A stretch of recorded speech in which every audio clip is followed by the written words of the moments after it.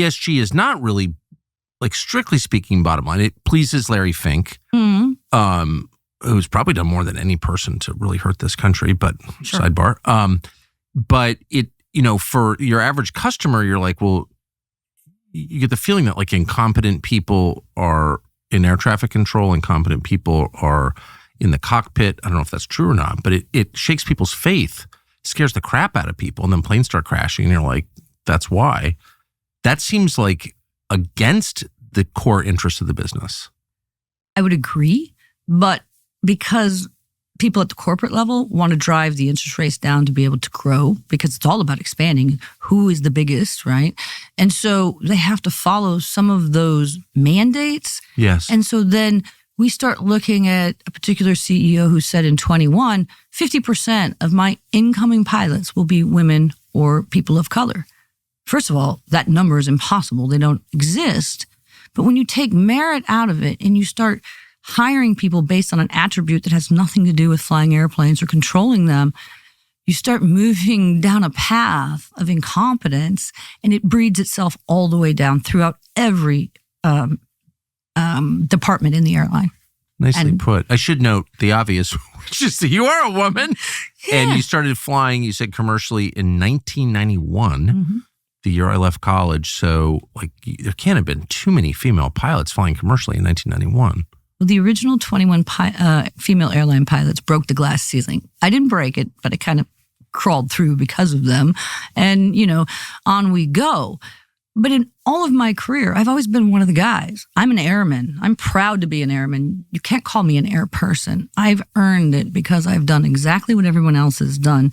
And so when a passenger comes on and they look in the cockpit now today, they look a little sideways that there's a woman up here. Definitely. And especially if I might be sitting next to a Hispanic or an African American, they're wondering how we got our jobs. Yes, that is absolutely right. DEI hurts those that weren't a product of it as well. And that's unfair to me and to my coworkers. So have you noticed this internally? You said a CEO of an airline announced 4 years ago that we're going to hire 50% female or non-white pilots. But do you feel that as a pilot? Do you notice the standards changing?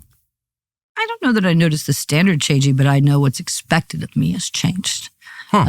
Quarterly, we have a computer-based training, and it was kind of insidious the way they crept it in here. First, it's a little, don't discriminate against people. The next thing is a little more. At my airline last year, I was asked in the DEI training to certify that Tom says, who is now Kathy, that he's a woman. Therefore, he's always been a woman. Now, wait a minute. I'm a faithful person. He's a dude in a dress. Yes. And I am not going to agree that I will believe that he's always been a woman. So I said no. Several people said no. We had to apply for religious accommodations. And then we were asked to do what we always do, which is just treat people with dignity and respect. I've done that forever. I don't care who you love, right? But I will always treat you with dignity and respect, but only because of the pushback. Now, this year's training, they've dialed it back, but they're trying to creep the things in that don't matter, Tucker. What matters is how to fly an approach. Do you know the regulations? Are you safe, right? This other stuff is distracting, and it's distracting at the FAA as well. So, how has anyone explained why it's relevant, the color of a pilot? No, I have no idea. So it started with, like, we have, you're probably racist. We have to make you non-racist. Sure. And then it goes from there to, it's really important. The skin color of a pilot is really important somehow, but no one ever says why. No, or whether they wear a dress or pants. Right. In my case. So, in the U.S., 96.4% of all pilots are male. Yeah. Right. So there's like less than 4% female airline transport pilots. We can do everything, and I'm an advocate for doing everything we can to get people interested in the job. But Tucker, there are some people who just don't need to be doing the job either. And you can't fit a square peg in a round hole. I can teach anyone to fly, sure. But there's some that I would not want flying my family. Have you seen those people? Oh, yeah. One of the greatest changes of the past 6 months is you can finally say loud and proud without the threat of going to jail for it that you're for babies, you're for the unborn. And that's great news for Preborn, our partner, which operates a clinic network across the United States. Preborn is the single greatest threat to the abortion industry. It's rescued over 67,000 babies last year alone. These abortions still claim thousands of lives every year. It's one of the great tragedies unspoken most of the time. It's not a right, it is a tragedy. So the goal is to rescue all of these babies. They need your help to do that. Assisting and providing ultrasounds is a great place to start. More knowledge, more information for expecting mothers. It really makes a huge difference. Once a mother realizes that the lump in her belly is a baby, as a child, she becomes twice as likely to choose life, to let that child live.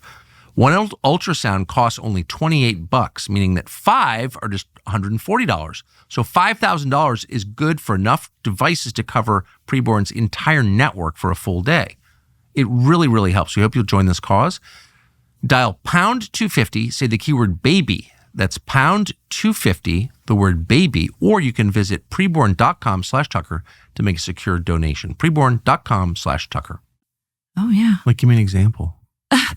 One of my first students, female, I tried to teach her how to fly. She could fly, but she just couldn't put it back together. You know, when you go around, it's push the power up, and it was dainty. It was just some skill sets that they just don't have, an aggression and, a willingness to get out there and learn it. To manhandle the machine, right? Yeah, you have to be in control, especially in a Cessna, right? Yeah. It's not like my auto throttle big 767 autopilot, et cetera. But the bigger problem we're having today is because it's a lucrative career, a lot of people they've been talked into getting involved. And so they see the money. They might not be quite fit for it. I'm also a college professor. I teach human factors for Indiana Wesleyan. So I deal with a lot of the undergraduates and the people coming up. People quit their jobs midlife. Oh, I'm going to chase the money. They don't realize what they're doing. And it's a different generation. And my son is of that generation, so I don't want to speak badly of him, but the priorities are different, right? And so to get them to understand the commitment that it takes to succeed in this career and to get all the way through it, and then to have them, it's kind of entitlement, if I can say that, Yes. And they grow up.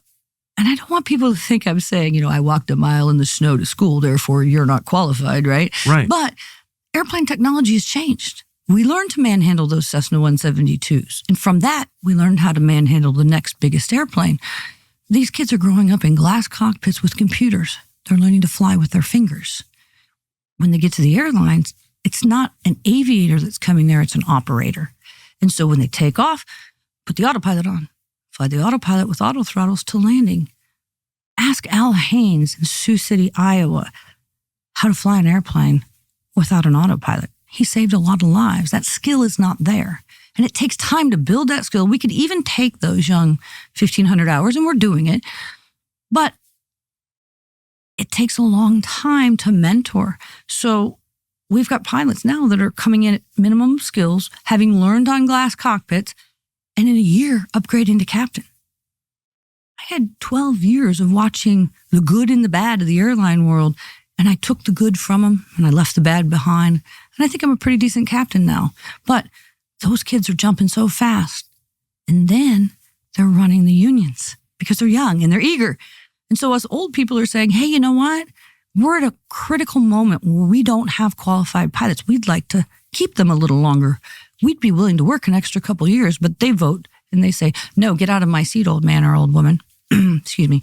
They don't want to raise the pilot age. So the Airline Pilots Association is complicit in the problem. It feels like everything is fine until there's a problem. So you read about, even now, you read about planes stalling. Something happens and the plane just falls out of the sky. And I've read a number of times of trained pilots who, apply the throttle and point upwards as it's stalling, which I don't think is the right. I think it's the opposite of what you're supposed to do. But they panic under pressure. Mm-hmm. So that seems like a huge problem if you're not screening carefully for temperament, ability to think clearly under duress, and you're not allowing people to accumulate relevant experience before turning over the cockpit to them, no? I would agree. Like describe, if you don't mind, since you've flown for so long, a scenario where something goes wrong unexpectedly and you have to think independently from the autopilot. Well, the most dangerous part of your flight, most people don't know it, is takeoff in a jet. Yeah. Right? Why? Why is it most dangerous? As we get to the end of the runway at critical speed, V1, we call it, V1, liftoff, the airplane is at full power and you have an engine failure. Now you have asymmetrical thrust. And so it's very critical to lower the nose, do the proper steps. And a lot of times there's critical terrain. So we have a path we have to fly. And a lot of things are happening very quickly. And so doing it by the book, it's what we train for over and over and over again. Losing an engine on takeoff. It is the most critical point of your entire flight. And so that's what we train for. That's what they pay me for. They don't pay me for the simple stuff, landings and cruise at altitude and all that. They pay me for that V1 cut. And really? V1 cut? Yes. Right at the speed, we call it V1, velocity 1. So at that critical speed is when we V1, rotate the airplane off the runway, engine failure, asymmetrical thrust, kicks in a whole bunch of rudder in a 7.6. It takes a lot. You just stand on it, get it straight, and fly it up to roughly 800 feet, lower the nose, work the checklist. And it's a two-man job. That's a critical reason we can't go to single pilot. How is it a two-man job? Because somebody's got to read the checklist and somebody's got to fly the airplane. I can't fly that airplane looking down at that checklist. That does happen, right? Mm-hmm. And everyone we've had that I can remember has been extremely successful. Really? Mm-hmm. So people survived them all? People survived. The last actual death in the U.S. transport category outside of the commuters, 2005, Southwest, and it actually wasn't on board the plane. It was at the gas station across the street at Midway. So we have an incredible safety record. But we have that safety record because of the people up front, right? The system's kind of working against us, though. Thanks for watching our YouTube channel. We hope you'll subscribe to it. And by the way, you can hit the little bell on there and get notifications every time we produce a video. We hope you'll do that also.